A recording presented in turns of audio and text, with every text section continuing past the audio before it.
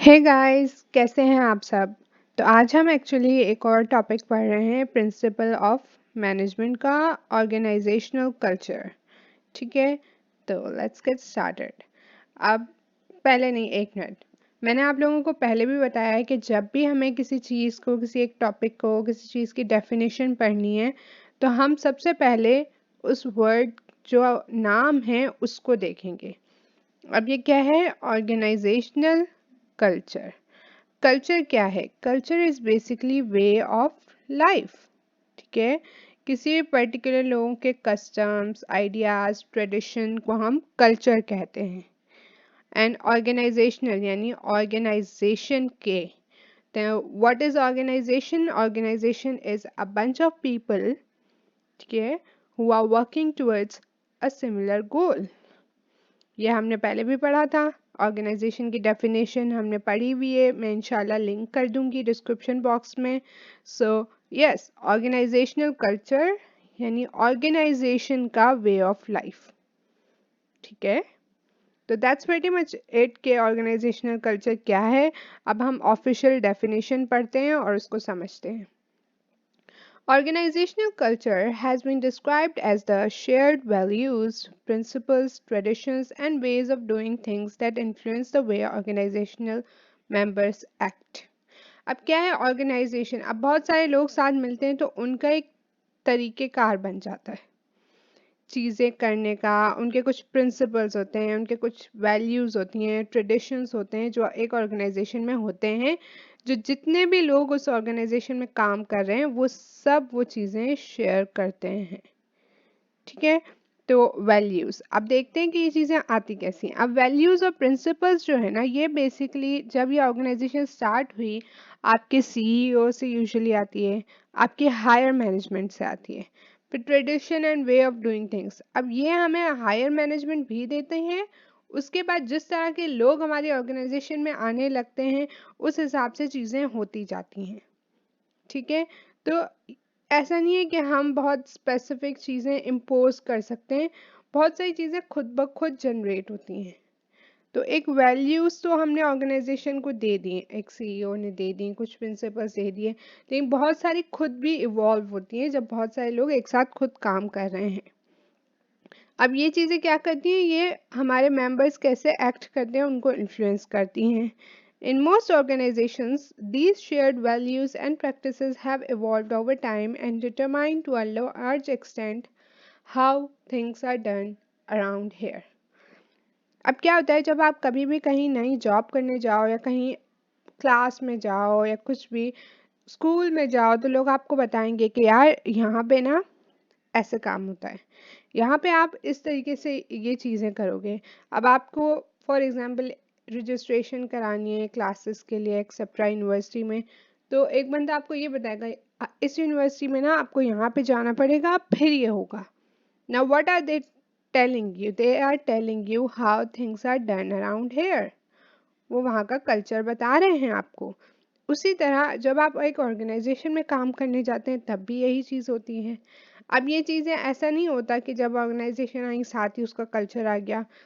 जैसे मैंने अभी कहा आपको कि they are evolved over time. ठीक है, टाइम के साथ जैसे जैसे लोग आते गए तो हम एक ऑर्गेनाइजेशनल कल्चर डेवलप करते जाते हैं। एक ऑर्गेनाइजेशन में किस तरह चीज़ें होंगी वो डेवलप होता रहता है। तो इन केस अगर आपको बहुत ईजीएस्ट वर्ड्स में ऑर्गेनाइजेशनल कल्चर को डिफाइन करना है तो you can say it definitely it organizational culture is the way things are done in an organization. ठीक है, शेयर्ड वैल्यूज भी हैं, प्रिंसिपल्स भी हैं। जैसे कि मैंने कहा culture is your way of life. तो the way of organization works, the things are done, the way things are done in an organization is organizational culture. ठीक है, now अब इसमें क्या है, ये तो हमने पढ़ लिया। अब इसमें तीन चीज़ें इम्प्लाई हो रही हैं ऑर्गेनाइजेशन के कल्चर में। इस डेफिनेशन में क्या है? अब देखो, ऑर्गेनाइजेशनल कल्चर कोई टेंजिबल चीज़ नहीं है।